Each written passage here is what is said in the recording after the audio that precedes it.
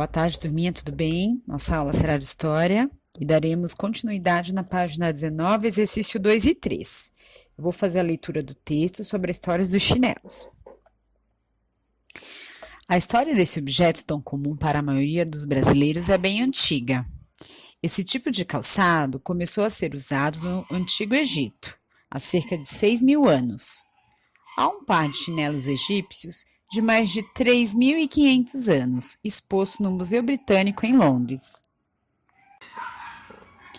No Japão, os chinelos chamados ori tinham uma estrutura de madeira e as tiras eram de tecido bem resistentes.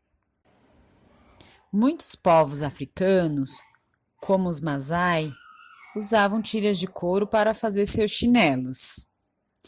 No Antigo Egito, os chinelos eram feitos de folhas de papiro e de palmeira. Em alguns lugares do Oriente, como na China, os chinelos eram feitos de palha de arroz. No Brasil, o modelo mais usado é feito de borracha e começou a ser fabricado na década de 1960. Atualmente, de cada 3 brasileiros, pelo menos 2 possuem um par de chinelos. No exercício 2, ele diz assim: a seguir, há um esquema da estrutura do texto que nós acabamos de ler, né? Então, vocês vão precisar reler o texto com mais calma e responder copiando os trechos correspondentes. Então, 1. Apresentação do assunto a ser abordado. Vocês vão identificar no início do texto a apresentação da história. Irão copiar o trecho correspondente, ok? 2. Desenvolvimento. Uma pequena linha do tempo ou outro marcador temporal sobre a história do objeto, de como ele se transformou, com exemplos e imagens. Então, no 2, desenvolvimento, vocês vão copiar o trecho correspondente que conta como ele se transformou com o passar do tempo. Citem os lugares, a origem e como eram usados.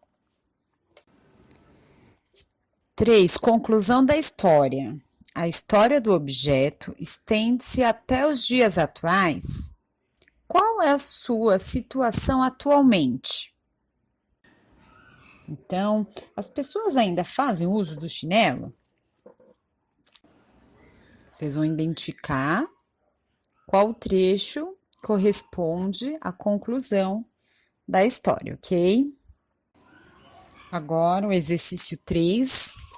Escolha um objeto de seu cotidiano e escreva numa folha à parte um pequeno texto sobre ele.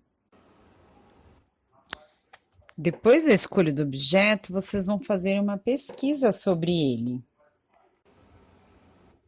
contando quando e onde o objeto foi inventado, descrevendo os materiais utilizados para sua confecção e explicando se o objeto mudou ao longo do tempo e como é utilizado atualmente.